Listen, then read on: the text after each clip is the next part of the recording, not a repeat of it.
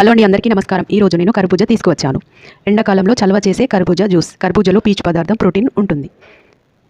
తేలికగా జీర్ణమయ్యే కర్బూజా తీసుకువచ్చి శుభ్రంగా కడిగి ఇలా ముక్కలుగా కట్ చేసి జ్యూస్ తయారు చేస్తున్నాను.